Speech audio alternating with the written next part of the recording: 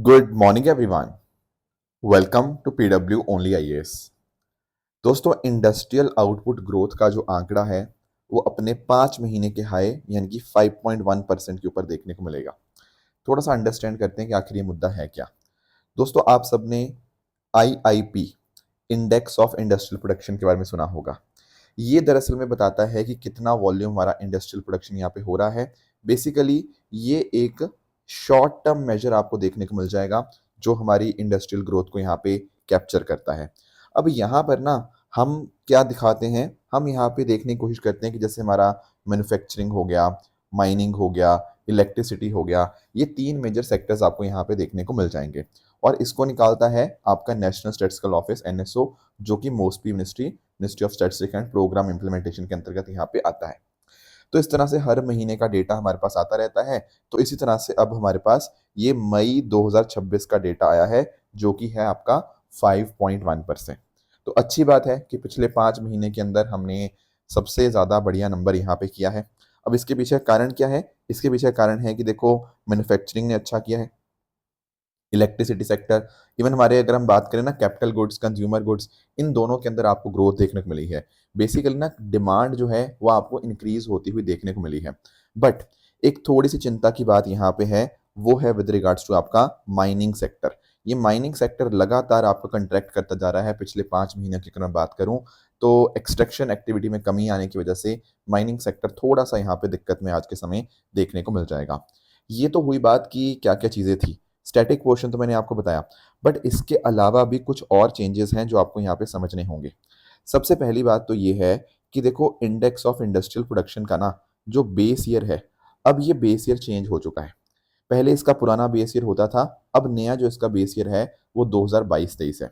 तो अगर मान लो आपने मेरे से पहले पढ़ा हुआ है तो प्लीज़ अपने नोट्स में अपडेट कर लीजिएगा कि आईआईपी का बेस ईयर अपडेट हो चुका है। दूसरी बात, अब आईआईपी के अंदर बहुत सारे नए डेटा सोर्सेज इनकॉर्पोरेट किए गए हैं सो दैट कि आईआईपी को हम यहाँ पे और ज़्यादा अच्छे से यहाँ पे हम इसको शानदार बना पाएँ। ठीक है, so that is also there. इसके अलावा एक बहुत बड़ा चेंज, बहुत ध्यान से सुनना, तीसरा चेंज होता पता क्या था? मैंने कुछ दिन पहले आप लोगों को ना बताया था कि हम लोग ना प्रोड्यूसर प्राइस इंडेक्स यहाँ पे लॉन्च कर रहे हैं ऑन अ पायलट बेसिस। अगले 5 साल पायलट बेसिस के ऊपर पीपीआई हम यहाँ पे लॉन्च करेंगे। और एक्चुअल में इसका पर्पस क्या है? जो होलसेल प्राइस इंडेक्स है ना, हम चाहते हैं कि उसको रिप्लेस किया जाए बाय प्रोड्यूसर प्राइस इंडेक्स। ठीक है, अब इंडेक्स ऑफ इंडस्ट्रियल प्रोडक्शन के अंदर भी हमें यहाँ पे कुछ आउटपुट के कॉरस्पॉन्डिंग कैलकुलेशन करते समय इन प्राइस इंडेक्सेस की जरूरत पड़ती है। तो फिलहाल आईआईपी जो था वो डब्ल्यूपीआई पे बेस था। इसके साथ मतलब इसका लिंकेज था कैलकुलेशन के लिए।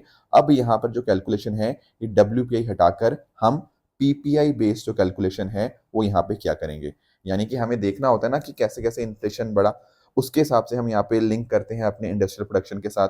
तो वो सारी चीजें अब प्रोड्यूसर प्राइस इंडेक्स के बेसिस के ऊपर की जाएंगी, ना कि डब्ल्यूपीआई के बेसिस के ऊपर।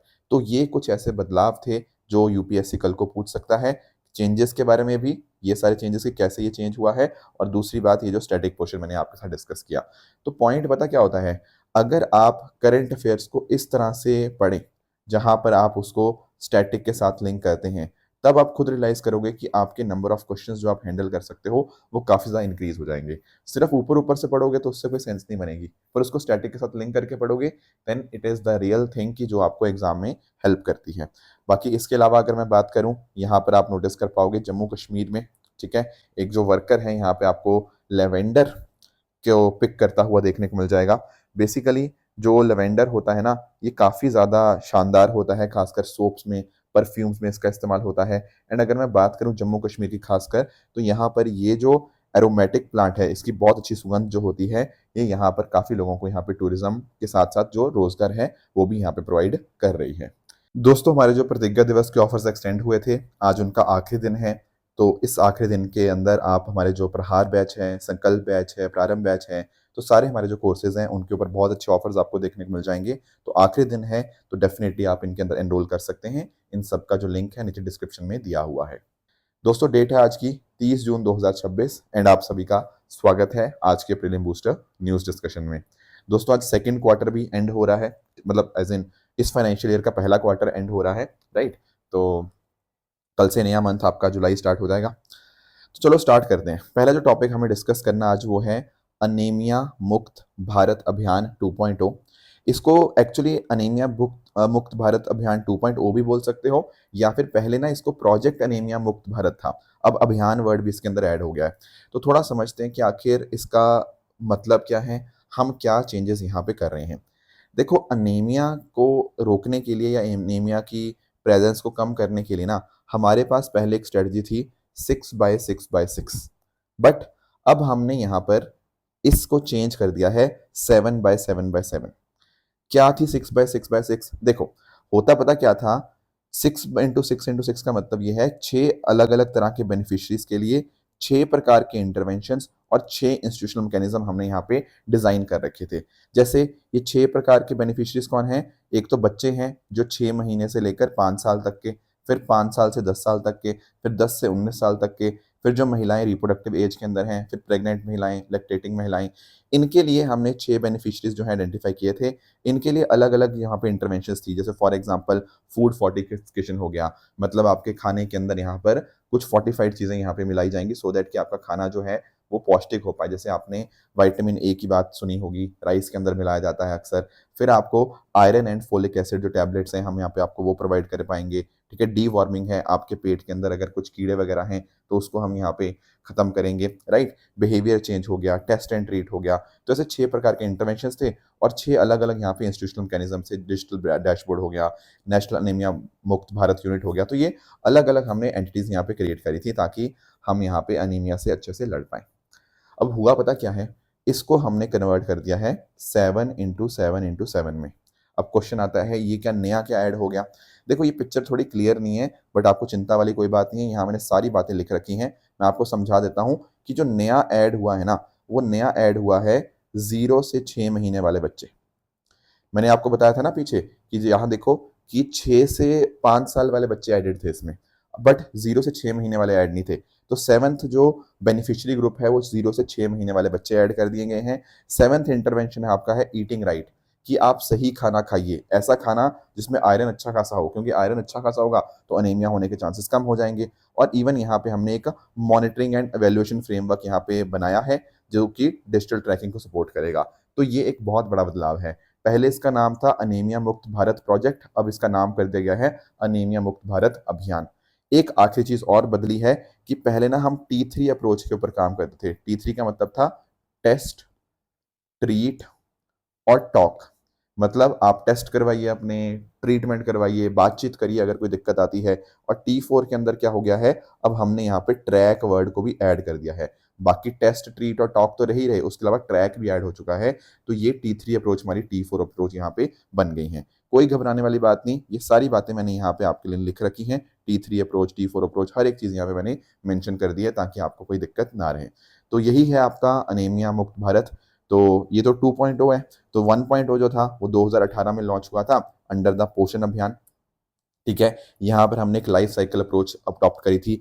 अलग अलग प्रकार के बच्चे, अलग अलग प्रकार की जो महिलाएं हैं, अलग अलग एज ग्रुप की, उनको हमने आइडेंटिफाई किया। तो कैसे किस पर्टिकुलर के लिए क्या क्या इंटरवेंशन ज़्यादा बेटर रहेगा, हर एक चीज़ को हमने यहाँ पे देखा है। कहीं प्रिवेंट करने के लिए, कहीं पर अगर हो गया है तो डायग्नोस्टिक उसको टेस्ट करने के लिए, न्यूट्रिशन बेसिस के ऊपर, थेरेपी के बेसिस के ऊपर हमने इंटरवेंशन यहाँ पे अडॉप्ट करी हैं। तो कोशिश यही है कि इसके माध्यम से हम हर साल 3 परसेंटेज पॉइंट यहाँ पे कमी करें अनीमिया के अंदर, बच्चों में, अडोलसेंट में, महिलाएं जो रिप्रोडक्टिव एज के अंदर हैं और आपकी जो प्रेग्नेंट महिलाएं हैं। राइट, तो इसके लिए हमारे पोषण अभियान था। ठीक है, अनीमिया मुक्त Bharat, iron folic acid supplement जो आपने पीछे आईएफए पढ़ा था ना, वो यही है कि टैबलेट्स इनको दी जाती हैं। उसके अलावा D warming day, national day मनाते हैं हम यहाँ पे, ताकि जो कीड़े हैं हम यहाँ पे उनको खत्म कर पाएं। उसके अलावा फूड फोर्टिफिकेशन हो गया, मिशन इंद्रधनुष के माध्यम से वैक्सीनेशन जो है वो प्रोवाइड की जाती है। तो इस तरह से मेटरनल हेल्थ के लिए अलग अलग प्रोग्राम्स आपको देखने को मिल जाते हैं। ये सारे मिलकर हमें हेल्प करते हैं कि कैसे हम भारत देश के अंदर हमारे जो अनीमिया की प्रेवलेंस है उसको हम यहाँ पे कम कर पाए। राइट, आगे आएंगे दोस्तों। अगला टॉपिक हमारे सामने है रूरल इंटरनल ऑडिट प्रॉब्लम। देखो, आप लोगों ने गांव में अक्सर देखा होगा कि गांव के अंदर ना देखो पैसे बहुत सारे आते हैं अलग अलग स्कीम्स के लिए, पर दिक्कत पता क्या है उनमें, अब उनके पैसों का सही ढंग इस्तेमाल हुआ या नहीं हुआ, उसके लिए होता है मैनुअल ऑडिट। मतलब ऑडिटिंग मतलब कि पैसे का कैसे इस्तेमाल हुआ, सही इस्तेमाल हुआ या नहीं हुआ, कहीं ऐसे तो नहीं कि फर्जी बिल बना दिए गए। तो मैन्युअली हम सारा काम करते थे। अब दिक्कत क्या आती है, जब एक इंसान ही ऑडिट करेगा तो भाई वो डेटा के साथ गड़बड़ी भी कर सकता है ना। Plus at the same time अगर मैं बात करूं, यहाँ पर इसमें बहुत ज़्यादा टाइम भी लग जाएगा, ऑडिटिंग करने के अंदर कई कई महीने कई कई साल लग जाएंगे। तो सही ढंग से पैसा इस्तेमाल हुआ नहीं हुआ, करप्शन हुआ, लीकेजेस हुई या नहीं हुई, हमें कई बार पता ही नहीं लग पाता था। पर आज के समय हमारे पास पता क्या है, आज के समय हमारे पास है टेक्नोलॉजी, आज के समय हमारे पास है एआई। तो हुआ पता क्या है, आपके एक बहुत ही शानदार सरकार के द्वारा एक पोर्टल बना दिया गया है, रूरल इंटरनल ऑडिट पोर्टल। इसमें इस्तेमाल होगा आपका आर्टिफिशियल इंटेलिजेंस का। मैं आपको ना छोटा सा एग्जांपल देता हूँ। देखो अभी ना मैंने कुछ दिन पहले इसी एक्सटेंडेड चैनल पे भी एक शॉर्ट्स बनाया था, जहां मैंने बताया था कि कैसे यूपीएससी ने एआई का इस्तेमाल करके ऐसे जो लोग जो डुप्लीकेट एंट्रीज थी, ऐसे जो लोग कुछ यहाँ पे जो गलत फॉर्म फिल कर रहे थे, उनको हमने रिजेक्ट कर दिया ऑटोमेटिकली। कि मान लो किसी बच्चे की एज जो है वो ज़्यादा हो चुकी है, पर वो तब भी फॉर्म फिल कर रहा है, नंबर ऑफ अटेम्प्ट्स उसके ज़्यादा हो गए हैं, यूपीएससी बस सारा डेटा है, तो उन्होंने एआई का इस्तेमाल करके ऐसे उनको रिजेक्ट कर दिया। सेम चीज़ यहाँ पर रूरल इंटरनल ऑडिट पोर्टल में भी होगी। कैसे? देखो अगर एआई क्या करता रहेगा, एआई के पास इस पोर्टल पे सारा डेटा आता रहेगा कि गांव में कहाँ कहाँ फंड्स रिलीज हुए, उसका कहाँ कहाँ इस्तेमाल हुआ। एआई के पास ना पुराना डेटा भी है, एआई को पता लगता रहेगा कि कहाँ पे रिस्क है या कहाँ पर गड़बड़ी है। मतलब अगर कहीं पर एआई को ऐसा लगेगा कि भाई इस बंदे ने ना करप्शन करने की कोशिश करी है, क्योंकि डेटा आ चुका है उसके पास, अब एआई पूरा का पूरा मैच करता रहेगा, उसको पैसों में हेर फेर दिखेगा तो वहां पर एआई ऑटोमेटिकली बता देगा। तो भाई पहले जो कई महीनों का काम होता था, पहले जो मैनुअल काम होता था, पहले जो करप्शन के चांसेस ज्यादा होते थे, अब एआई फटाफट इस तरह के रिस्क को पहले ही डिटेक्ट कर देगा। समझ पाए हो? तो जो भी एआई को लगता है कि कोई गतिविधि सस्पिशियस है, कुछ बिल सस्पिशियस है, कुछ गड़बड़ी है, खर्चा कहीं ना कहीं गड़बड़ हुआ है, कुछ कंप्लाइंसेस में कुछ कमियां रही हैं, हर एक चीज को यहाँ पे एआई देख लेगा। तो कोई डेटा एंट्री नहीं करनी पड़ेगी, कोई बंदे को मॉनिटरिंग नहीं करनी पड़ेगी, कोई कागजों का इस्तेमाल नहीं होगा, यहाँ पर सारा इस्तेमाल एआई का होगा। तो इससे हमारी जो स्कीम्स है ना, मनरेगा हो गया, या अब तो अब उसका नाम बीबीजी राम जी हो गया, तो प्रधानमंत्री आवास योजना हो गया ग्रामीण जो है, ये सारी स्कीम्स अब बहुत अच्छे से यहाँ पे रन कर पाएंगी। तो मिनिस्ट्री ऑफ रूरल डेवलपमेंट के द्वारा यहाँ पर ये रूरल इंटरनल ऑडिट पोर्टल यहाँ पे रिलीज किया गया, जिसके माध्यम से ट्रांसपेरेंसी, अकाउंटेबिलिटी और टेक्नोलॉजी ड्रिवन गवर्नेंस जो है यहाँ पे बेहतर हो पाएगी। तो इसमें एआई इस्तेमाल होगा, क्लाउड बेस्ड डिजिटल प्लेटफॉर्म का इस्तेमाल होगा, हर एक चीज़ यहाँ पे हम मैनेज कर पाएंगे। और इस पोर्टल को आइडिया जो था वो था office of chief controller of account, इसके द्वारा यहाँ पे बनाया गया था, और इसको डेवलप किया गया इस पोर्टल को by NIC national informatics centre के द्वारा। तो एंड टू एंड ऑडिटिंग यहाँ पे हो जाएगी, risk based and compliance audit होंगे, एआई एनेबल्ड एनालिटिक्स हो जाएगा, रिस्क असेसमेंट वो कर पाएगा, पैटर्न समझ पाएगा कि कहाँ पे यहाँ पे सस्पिशियस ट्रांजैक्शंस हो रही हैं, और इस तरह के ऊपर यहाँ पे रियल टाइम मॉनिटरिंग कर पाएगा, एक्चुअल में देख पाएगा कि भाई वहाँ पे काम हुआ भी है या नहीं हुआ है। ठीक है ना, हर एक चीज़ यहाँ पे इसके माध्यम से हो पाएगी। तो दैट इज द बेनिफिट कि पैसों का सही इस्तेमाल हो पाए, एंड ये है आपका रूरल इंटरनल ऑडिट पोर्टल। आगे आएंगे दोस्तों, अगला टॉपिक हमारे सामने है मोंगला पोर्ट के बारे में। सबसे पहले तो ना मोंगला पोर्ट की आप यहाँ पे लोकेशन देखो, ये रहा बांग्लादेश। अब बांग्लादेश में यहाँ पर आपको मोंगला पोर्ट देखने को मिल जाएगा। अगर आप यहाँ पे ध्यान से देख रहे होंगे ना, पहली चीज तो आप नोटिस करेंगे कि यहाँ पे बे ऑफ बंगाल से, ठीक है, लगभग 62 किलोमीटर की दूरी पे है आपका जो मोंगला पोर्ट है। दूसरी बात, यहाँ पर आपको सुंदरबंस नेशनल जो सुंदरबन रिजर्व्स हैं, सुंदरबन मैंग्रोव फॉरेस्ट हैं, वो भी देखने को मिल जाएंगे, जो कि अपने आप में यूनेस्को वर्ल्ड हेरिटेज साइट है ना। और मोंगला जो पोर्ट है ना, ये बांग्लादेश का दूसरा सबसे बड़ा सी पोर्ट है। सबसे बड़ा तो चिटागोंग है, उसके बाद आपको उसके बाद आपको मोंगला पोर्ट आपको देखने को मिल जाएगा। अब ये जो लोकेशन है ना मोंगला पोर्ट, बहुत ही स्ट्रेटेजिक बन जाती है, आप समझ ही गए होंगे। पर आज के समय ना बहुत ज्यादा कंट्रोवर्सी में है। क्यों? क्योंकि हुआ पता क्या, बांग्लादेश की फॉरेन पॉलिसी में यहां पर आपको एक शिफ्ट देखने को मिलेगा। कैसे? देखो पहले पता क्या था, ये वाली जो जमीन थी ना, ये बांग्लादेश ने इंडिया को दे रखी थी। मतलब बांग्लादेश ने इंडिया के लिए ईयरमार्क की थी, मतलब इंडिया के साथ एग्रीमेंट हुआ था कि हम यहाँ पे पोर्ट्स को डेवलप करेंगे, है ना। तो भारत की कनेक्टिविटी उससे इंप्रूव होगी, इंडिया और बांग्लादेश के बीच ट्रांजिट इंप्रूव होगा, नॉर्थ ईस्ट इंडिया की कनेक्टिविटी यहाँ पे बेहतर होगी। तो पहले ये पोर्ट भारत के साथ इसकी डील हुई थी, ठीक है। बट आगे जाके क्या हुआ, 2025 के अंदर जो नई बांग्लादेश की सरकार वहां पे बनी, उन्होंने यहाँ पे कह दिया कि नहीं, हम इसके ऊपर यहाँ पे आगे काम कंटिन्यू नहीं करेंगे, राइट। बट अब जाकर क्या हुआ है ना, बांग्लादेश ने यहाँ पर चाइना के साथ अग्रीमेंट साइन कर लिया है कि यहाँ पर हम क्या डेवलप करेंगे, एक इकोनॉमिक जोन यहाँ पे स्टैब्लिश करेंगे। तो आप समझ पा रहे हो कि कैसे बांग्लादेश थोड़ा सा आपको चाइना की तरफ यहाँ पे झुकता हुआ देखने को मिल जाएगा। दोनों कंट्रीज ने यहाँ पे अग्री किया है कि यहाँ पर पोर्ट लिंक इंफ्रास्ट्रक्चर यहाँ पे बनाएंगे, राइट। तो इस वजह से ये दिक्कत हो रही है कि चाइना अपने जो धीरे धीरे करके अपनी जो प्रेजेंस है इस रीजन के अंदर यहाँ पे बढ़ाता जा रहा है। हमारे जो पड़ोसी मुल्क हैं उनके साथ यहाँ पे उसकी जो कनेक्टिविटी है, उसके साथ जो रिश्ते हैं वो बेहतर हो रहे हैं, और इस वजह से इंडिया के ऊपर यहाँ पे थोड़ा खतरा यहाँ पे इंक्रीज हो रहा है। तो ये सारे हैं, एक तरह की राइवलरी आपको यहाँ पे देखने को मिल रही है। तो ये बात आपको थोड़ी ध्यान में रखनी है। तो आप यहाँ पे नोटिस कर पाओगे कि ये जो एग्रीमेंट है, ये पहले जो इंडिया बैक्ड इकोनॉमिक जोन था उसको यहाँ पे रिप्लेस कर रहा है एक तरह से। भारत और बांग्लादेश में 2015 में ऑलरेडी एग्रीमेंट हुआ था कि चट्टोग्राम और मोहला पोर्ट के इस्तेमाल के रिगार्डिंग, बट सरकार बदलने के बाद 2025 के अंदर उन्होंने यहाँ पे ये पीछे कर दिया था, इतने हाथ पीछे ले लिए थे, और अब यहाँ पे इन्होंने चाइना के साथ ये काम आगे यहाँ पे बढ़ाने लग गए हैं। तो चाइना की इन्वॉल्वमेंट यहाँ पे इंक्रीज हो रही है, और कहीं ना कहीं इंडियाज नेबर फर्स्ट जो पॉलिसी है, इंडो पैसिफिक इंटरेस्ट है, उसके ऊपर इसका बहुत बड़ा इंपैक्ट आपको देखने को मिलेगा। तो ये थोड़ा सा आपको एग्जाम पर्सपेक्टिव से काफी इंपॉर्टेंट बन जाता है, तो इस बात को आप यहाँ पे ध्यान में रखिएगा। आगे आते हैं दोस्तों, अगला टॉपिक हमारे सामने है नालंदा यूनिवर्सिटी के बारे में। देखो, नालंदा यूनिवर्सिटी तो हम समझेंगे ही, पर पहले एक बार इसका ना करंट रेलेवेंस आप इसको अंडरस्टैंड करो। अभी हुआ पता क्या है, प्रधानमंत्री मोदी जी ने नालंदा यूनिवर्सिटी की प्रेस करी है कि इन्होंने क्या किया है, शास्त्रार्थ इसको रिवाइव किया है। अब क्वेश्चन आएगा कि आखिर इस वर्ड का मतलब क्या, क्वेश्चन यहां से बन सकता है। देखो पॉइंट क्या है ना, शास्त्रार्थ का मतलब होता है डिबेट, डिबेट डिस्कशन।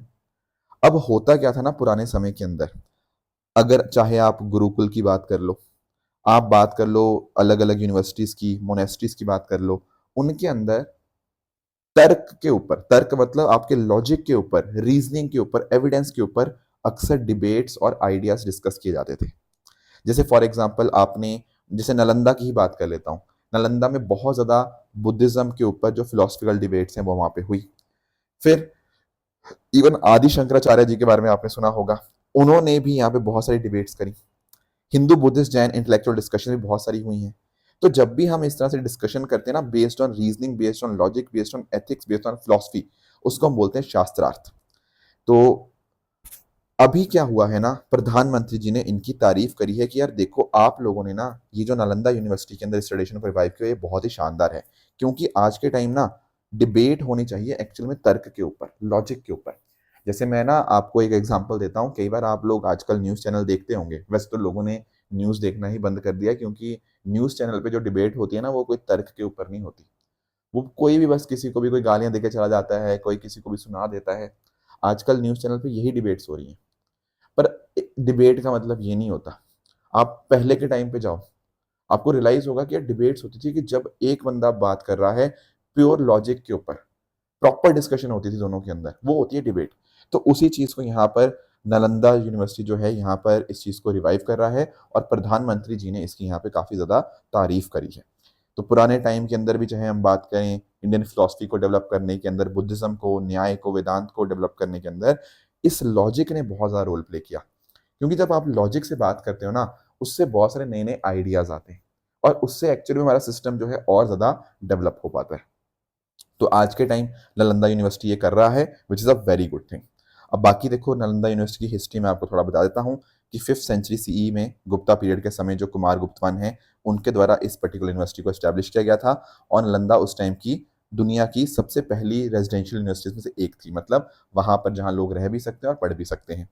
यहाँ पर बहुत सारे अलग अलग स्कॉलर्स आए, जैसे आपका हुआनजांग आपको देखने को मिल जाएंगे। इवन इसके अलावा आपके कोरिया से, तिब्बत से, जापान, साउथ ईस्ट एशिया से बहुत सारे अलग अलग लोग आए बुद्धिज्म पढ़ने, या इन्हें पढ़ाने भी, ठीक है ना, philosophy, medicine, astronomy, grammar, logic. But दिक्कत क्या हुई ना कि इस यूनिवर्सिटी को बहुत बार अटैक किया गया। जैसे 1193 सीई में बख्तियार खिलजी के द्वारा इसके ऊपर यहाँ पे डिस्ट्रॉय करने की कोशिश करी गई, तो उस टाइम बहुत बड़ा एक लर्निंग के अंदर यहाँ पे डिक्लाइन आया। बट आगे जाके हमने यहाँ पे इसको रिवाइव किया। जैसे नालंदा यूनिवर्सिटी एक्ट आया था 2010 के अंदर, उसके माध्यम से इसको एक इंटरनेशनल यूनिवर्सिटी के तौर के ऊपर यहाँ पे एस्टेब्लिश किया गया in the near Rajgir Bihar. आज के टाइम में आपका एक non state non profit international university के तौर के ऊपर काम करती है यूनिवर्सिटी, एंड इसको 2016 के अंदर यूनेस्को वर्ल्ड हेरिटेज साइट का भी यहाँ पे जो मतलब जो आर्कियोलॉजिकल साइट है नालंदा महाविहार की, उसको यहाँ पे इंस्क्राइब किया गया। तो डेफिनेटली इसकी बहुत ज़्यादा हमारे लिए वैल्यू है, ये जो अपने आप में यूनिवर्सिटी है, और लर्निंग के लिए बहुत इंपॉर्टेंट सेंटर बन जाता है। नेक्स्ट आएंगे दोस्तों, अगला टॉपिक हमारे सामने है copper chlorine thermochemical hydrogen production facility. I can understand, देखो देखने में बहुत ही टफ लग रहा है, पर बहुत ही हम इसको आराम से समझेंगे कि आखिर इसका मतलब क्या है। देखो, आप लोग हाइड्रोजन के बारे में जानते होंगे, राइट? अब आप लोग पता है कि हमारे जैसे ग्रीन हाइड्रोजन मिशन भी हमारा यहाँ पे चल रहा है। अब हमारा पर्पस ये है कि भाई हमें हाइड्रोजन प्रोड्यूस करना है और उस हाइड्रोजन का हम इस्तेमाल कर पाएंगे as a fuel. Definitely future के लिए बहुत ज़्यादा इंपॉर्टेंट है। अब एक तो पॉइंट पता क्या है कि हम वाटर से हम हाइड्रोजन बनाएं, बिल्कुल ठीक बात है। और इसका तरीका तो है, आपको पता होगा कि हम यहाँ पे इलेक्ट्रिसिटी यहाँ पे इसको देते हैं, ये तरीका तो हमें पता ही है। पर क्या इसके अलावा और कुछ पॉसिबिलिटी है? Answer is yes. एक बहुत इंपॉर्टेंट पॉसिबिलिटी है कि हम ये काम करने में, हाइड्रोजन प्रोड्यूस करने के अंदर बहुत भारी हीट यहाँ पे इसको प्रोड्यूस कर मतलब दें, इनपुट के तौर के ऊपर हम इसको हीट दें। जैसे फॉर एग्जांपल आपके पास वाटर है ना, वाटर में हम हीट दें, हीट कहाँ से आएगी? देखो ये हीट आ सकती है आपके न्यूक्लियर रिएक्टर से। न्यूक्लियर रिएक्टर की हीट क्यों? क्योंकि जितनी मात्रा में न्यूक्लियर रिएक्टर से हीट आ सकती है, जो प्रोडक्शन क्वांटिटी हो सकती है, वो यहीं से आपको मिलेगी, इतनी शानदार। अब इसके बाद हम इस्तेमाल करेंगे कॉपर और क्लोरीन का, और इसका इस्तेमाल करके आपके पास बन जाएगी हाइड्रोजन गैस। तो इसी को बोल रहे हैं copper chlorine thermochemical hydrogen production facility. I know कई स्टूडेंट्स के दिमाग में डाउट आ रहा होगा कि सर ये कॉपर और क्लोरीन का इस्तेमाल करके कैसे हाइड्रोजन बन जाएगा। देखो बहुत ध्यान से समझना, इधर मैं आपको समझा देता हूं। जैसे आपने कॉपर क्लोराइड लिया, साथ में पानी है, H2O आपका जो है आपका हीट है। अब इसका इस्तेमाल करके आपकी एक तो बनती है हाइड्रोजन गैस, वो अलग से हो जाती है, प्लस इसके अलावा आपके कुछ कॉपर कंपाउंड बच जाते हैं। फिर आगे जो कॉपर कंपाउंड्स आपके बचे ना, इनमें हम फिर से आपके क्या देंगे, फिर से इनके अंदर हीट देंगे। अब हीट की वजह से यहाँ पे बन जाएगी ऑक्सीजन और आपका कॉपर क्लोराइड हो जाएगा। तो यहाँ पर आप नोटिस कर पाओगे कि आपके पास कॉपर बच गया कुछ as a by product, chlorine बच गया, और यहाँ से बन जाएगा कॉपर क्लोराइड। तो होगा पता क्या, जहां से हमने स्टार्टिंग करी थी वही हमारे पास आ गया। तो एक्चुअल में ना ये वापस हम इसको इस्तेमाल कर पाएंगे। तो ये एक तरह से साइकिल बन जाएगा। तो हम बहुत भारी मात्रा के अंदर हम इस तरह से कॉपर क्लोरीन साइकिल का इस्तेमाल करते हुए हाइड्रोजन प्रोड्यूस कर पाएंगे। ऐसा हाइड्रोजन जो काफी हद तक अच्छा होगा, जहां फॉसिल फ्यूल का हमने इस्तेमाल नहीं किया, क्योंकि यहाँ पे हमने न्यूक्लियर रिएक्टर की हीट का इस्तेमाल किया है। अब कई बच्चों का सवाल आएगा कि सर क्या हमें रिएक्शन याद करने हैं? नहीं, रिएक्शन नहीं याद करने आपको। मैं सिर्फ आपको समझा रहा था कि कॉपर क्लोराइन साइकिल का इस्तेमाल करके हम यहाँ पे बहुत भारी मात्रा के अंदर हाइड्रोजन प्रोड्यूस कर सकते हैं, और ये एक साइकिल है। तो जो बना जो आपका फाइनल प्रोडक्ट बना, उसी को ही वापस आप रॉ मटेरियल के तौर पे मतलब वापस रिएक्शन में आप इस्तेमाल कर पाएंगे, और इस तरह से एक साइकिल बन जाएगा। तो ये बात आप यहाँ पे ध्यान में रखेंगे। तो अभी हुआ क्या है, हमारा जो डिपार्टमेंट ऑफ एटॉमिक एनर्जी है, उसने दुनिया का पहला, बहुत ध्यान से सुनो, दुनिया का पहला copper chlorine thermochemical hydrogen production facility यहाँ पे इनॉग्रेट करी है, जहां पर हम न्यूक्लियर हीट कहां से इस्तेमाल कर रहे हैं? फास्ट ब्रीडर टेस्ट रिएक्टर, जो आपका न्यूक्लियर आपका जो प्रोसेस होता है उससे। तो वहां से आपका हाई टेम्परेचर हीट यहाँ पे आएगी, फॉसिल फ्यूल का हम इस्तेमाल यहाँ पे नहीं करेंगे।